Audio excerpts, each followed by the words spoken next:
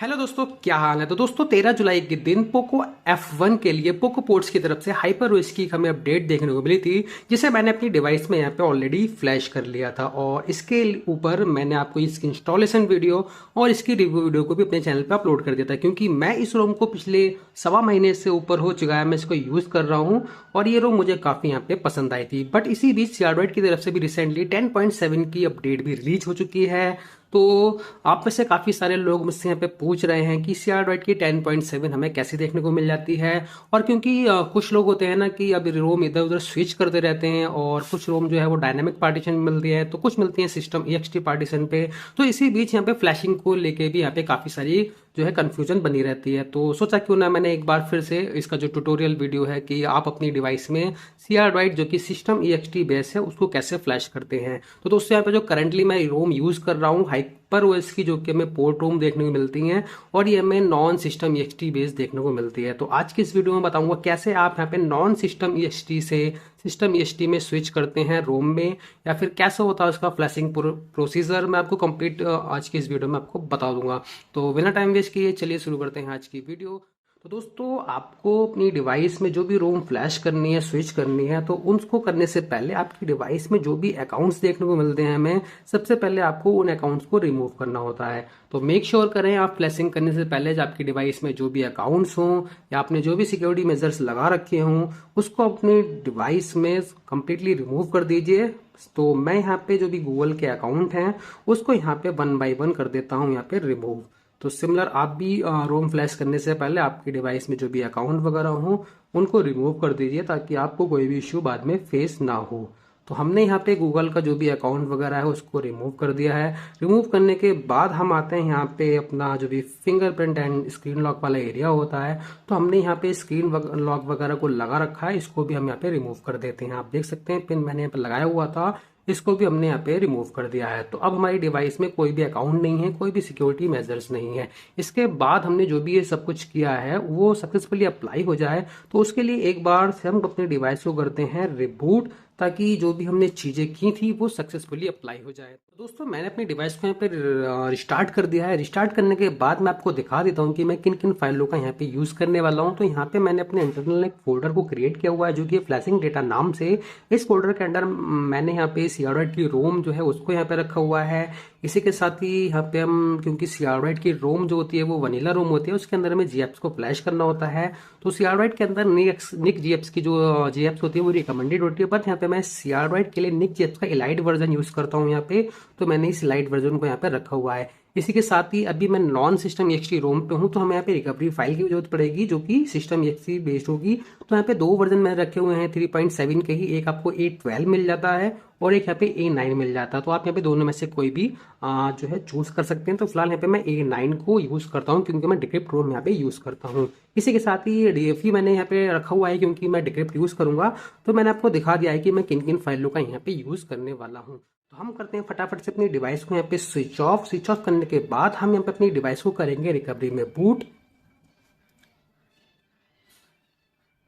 तो दोस्तों यहाँ पे हमारी डिवाइस जो है वो यहाँ पे स्विच ऑफ हो चुकी है। अब हम इसको करते हैं रिकवरी में बूट, TWRP की रिकवरी।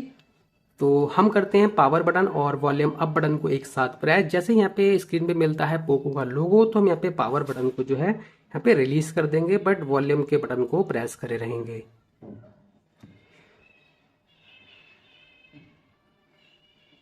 तो दोस्तों तो अब यहाँ पे TWRP के अंदर हम यहाँ पे बूट कर चुके हैं। तो सबसे पहले आपको क्या करना है, सबसे पहले आपको यहाँ पे इंस्टॉल पे टैप करना है। इंस्टॉल पे टैप करने के बाद यहाँ पे आपको IMG फाइल को फ्लैश करना है जो कि हमने यहाँ पे रखी हुई है इंटरनल के अंदर। तो हमें यहाँ पे स्टोरेज के बराबर मिलता है इंस्टॉल इमेज वाला बटन, इस पे करते हैं टैप। इंस्टॉल इमेज पे आप टैप कर देंगे तो जो भी यहाँ पे IMG फाइल होती है वो यहाँ पे शो हो जाती है। तो मैं यहाँ पे फ्लैश करने वाला हूँ ये जो सबसे लास्ट में दे रखी है TWRP 3.7.0 A9 IMG। इस पे करते हैं टिक। टिक करने के बाद हम यहाँ पे रिकवरी पार्टीशन को कर देते हैं सिलेक्ट। सिलेक्ट करने के बाद कर देते हैं swipe to flash. Swipe to flash करने के बाद आपको यहाँ पे सिस्टम में बूट नहीं करना है। तो सबसे पहले हम करते हैं यहाँ पे होम बटन पे टैप। होम बटन पे टैप करने के बाद यहाँ पे जो रिबूट दे रखा है इस पे करते हैं टैप और हम वापस से करते हैं रिकवरी में बूट। तो ऐसा करने से जो भी हमने अभी रिकवरी फ्लैश की है, यानी कि जो 3.70 और A9 जो कि सिस्टम EXT वाली रिकवरी थी, वो यहाँ पे आ चुकी है। तो कुछ इस तरीके से आपको रिकवरी को फ्लैश कर देना है। तो मैं नॉन सिस्टम एक्सटी पे था इसलिए मैंने इसको स्विच किया है। अगर आप यहाँ पे ऑफिशियल MIUI वगैरह पे हैं तो आप डायरेक्ट यहाँ पे सिस्टम एक्सटी रिकवरी को फ्लैश कर सकते हैं। फ्लैश करने के बाद रोम को फ्लैश करने से पहले हमें यहाँ पे करना होता है वाइप। तो वाइप के लिए हम आते हैं एडवांस वाइप में। एडवांस वाइप में आने के बाद यहाँ पे हम पार्टीशन को सिलेक्ट करते हैं। तो हम सिलेक्ट करते हैं यहाँ पे Dalvik cash system vendor data और सिस्टम EXT। तो आप ध्यान रखें कि मैंने यहाँ पे इंटरनल स्टोरेज को यहाँ पे सेट नहीं किया है, मतलब इस पे टिक नहीं किया है, क्योंकि मेरी जो फ्लैशिंग फाइल्स है वो हमें इंटरनल स्टोरेज में ही देखने को मिलती हैं। तो इन पार्टीशन को सेट करने के बाद हम करते हैं यहाँ पे स्वाइप टू कंफर्म फ्लैश। तो जो भी हमारे पार्टीशन थे वो यहाँ पे वाइप हो चुके हैं। वापस से करते हैं होम बटन पे टैप, अब करते हैं इंस्टॉल पे टैप। इंस्टॉल पे टैप करने के बाद यहाँ पे हम 1 बाय 1 उन फाइलों को पिक करेंगे जिनको हमें फ्लैश करना है। तो माफी चाहूंगा, मैंने आपको फ्लैशिंग फाइल के अंदर यहाँ पे पोको F1 का जो स्टॉक फर्मवेयर होता है उसके बारे में नहीं बताया था, बट यहाँ पे मैं यहाँ पे सेफ साइड के लिए इसको भी फ्लैश करता हूँ। तो हम सबसे पहले यहाँ पे पिक करते हैं पोको F1 का फर्मवेयर। इसके बाद करते हैं add more zip. Add more zip के बाद हम यहाँ पे पिक करते हैं रोम की जिप जो कि है CRDroid की 10.7। आप यहाँ पे वर्जन भी चेक कर सकते हैं। इसके बाद हम यहाँ पे अपना GFs पैकेज को पिक करते हैं जो कि हम कर रहे हैं CRDroid का एलाइट वर्जन। तो इन सभी फाइलों को यहाँ पे पिक करने के बाद सिंपल सा हम करते हैं स्वाइप टू कंफर्म फ्लैश, और जो भी है फ्लैशिंग इसी ऑर्डर में स्टार्ट हो जाती है। तो सबसे पहले यहाँ पे फर्मवेयर था वो यहाँ पे फ्लैश हो चुका है, उसके बाद आपको रोम थी वो यहाँ पे फ्लैश हो रही है, इसके बाद GFs यहाँ पे फ्लैश हो जाएगा। और इन सभी जो भी फ्लैशिंग फाइल्स हैं इनकी लिंक आपको वीडियो के डिस्क्रिप्शन में मिल जाएगी, तो ऐसा कुछ इश्यू वाली बात नहीं है। तो यहाँ पे थोड़ा सा वेट करना होता है आपको फ्लैशिंग के दौरान। तो मैं इस फोन को यहाँ पे रख देता हूँ। तो देख सकते हैं यहाँ पे रोम भी फ्लैश हो चुकी है, इसके बाद यहाँ पे GFs जो है फ्लैश होना स्टार्ट हो चुकी है। देख सकते हैं बैकग्राउंड में इसके पीछे फ्लैशिंग यहाँ पे चल रही है।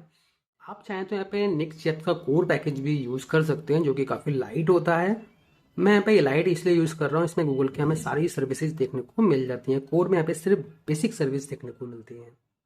तो कुल मिला के यहाँ पे जो भी तीनों फाइलें थी वो यहाँ पे सक्सेसफुली फ्लैश हो चुकी है। मैं आपको शो कर देता हूँ। सबसे पहले यहाँ पे हमने फर्मवेयर को सिलेक्ट किया था, वो यहाँ पे फ्लैश हो गया। फर्मवेयर के बाद यहाँ पे आप देख सकते हैं CRDroid एंड्रॉइड जो भी यहाँ पे फ्लैश हो चुकी है। Script succeed was 1। इसके बाद नेक्स्ट का GFs पैकेज जो कि लाइट वर्जन था CRDroid के लिए वो यहाँ पे वो भी फ्लैश हो चुका है। तो हम एक बार से कर देते हैं वाइप कैश। इसके बाद हम आते हैं वापिस होम पे। अब क्योंकि मैं रोम यूज़ करता हूँ डिक्रिप्ट, तो यहाँ पे हम आते हैं माउंट पे। माउंट पे आने के बाद हमें यहाँ पे वेंडर को टिक कर देता होता है, यानी कि इस पार्टीशन को सिलेक्ट करना होता है। वापिस आते हैं होम पे। होम पे आने के बाद हम आते हैं इंस्टॉल पे। इंस्टॉल पे आने के बाद हमें यहाँ पे DFE यूज़ करना होता है। तो एंड्रॉइड 14 के लिए यहाँ पे 2 डिक्रिप्शन मतलब 2 DFE देखने को मिल जाते हैं। तो आप कोई सा भी यूज़ कर सकते हैं, दोनों से रोम जो है डिक्रिप्ट हो जाती है। तो फिलहाल मैं पहले भी DFE 13 वाला यूज़ करता था, तो अभी भी मैं वही यूज़ करूंगा। और मैंने कर दिया स्वाइप टू कंफर्म फ्लैश। एक बार फिर से वाइप कैश। वाइप कैश के बाद हम कर देते हैं रिबूट टू सिस्टम। अब रख देते हैं फ़ोन को कुछ इस तरीके से, और हमारी जो डिवाइस है वो यहाँ पे CRDroid के अंदर बूट हो जाएगी। तो यहाँ पे थोड़ा सा आपको वेट करना होता है, क्योंकि जब आप रोम को फ्लैश करते हैं तो वहाँ पे कभी कभी थोड़ा सा टाइम देखने को मिल जाता है। तो आप देख सकते हैं स्क्रीन पे CRDroid का बूट एनिमेशन आ चुका है। इट्स मीन हमारी जो रोम है वो सक्सेसफुल यहाँ पे फ्लैश हो चुकी है। थोड़ा सा टाइम यहाँ पे बूट एनिमेशन में भी लगता है, और उसके बाद आपकी जो डिवाइस है वो बूट कर जाती है आपने जो भी रोम फ्लैश की। तो दोस्तों आप देख सकते हैं यहाँ पे रोम हमारी बूट हो चुकी है, और दोनों के जो सिम इसके अंदर पड़े हुए थे उनके नेटवर्क भी यहाँ पे आ चुके हैं। तो फटाफट से हम यहाँ पे करते हैं सेटअप। तो दोस्तों आप देख सकते हैं यहाँ पे CRDroid सक्सेसफुली बूट हो चुकी है। हम आ चुके हैं यहाँ पे होम स्क्रीन पे, और मैं आपको यहाँ पे शो कर देता हूँ कि CRDroid का हमने कौन सा वर्जन यहाँ पे फ्लैश किया है। तो आ चुके हैं मैं अबाउट फ़ोन में। अबाउट फ़ोन में आने के बाद आपको मिल जाता है CRDroid का वर्जन 10.7 जो कि बेस्ड है लेटेस्ट एंड्रॉइड 14 के ऊपर। बाकी यहाँ पे आप देख सकते हैं रूम का वर्जन, यहाँ पे सिक्योरिटी पैच मिल जाता है अगस्त का, कर्नल मिल जाता है पर्फ का, और बिल्ड की डेट मिल जाती है 16 अगस्त जो कि यहाँ पे बिल्कुल ही लेटेस्ट है। तो दोस्तों ये था यहाँ पे एक छोटा सा ट्यूटोरियल जिसे मैंने आपको बताया कि कैसे आप नॉन सिस्टम EXT से सिस्टम EXT रोम में स्विच कर सकते हैं अगर आप करना चाहते हैं। उम्मीद करता हूँ आपके लिए वीडियो काफ़ी हेल्पफुल रहेगी। अगर आपको वीडियो पसंद आती है तो वीडियो कीजिए लाइक, अपने दोस्तों के साथ शेयर। मैं मिलता हूँ आपसे अपनी अगली वीडियो में, तब तक के लिए बाय एंड टेक केयर और बने रहिए मेरे चैनल पे ताकि इस रूम का रिव्यू भी मैं कर पाऊँ।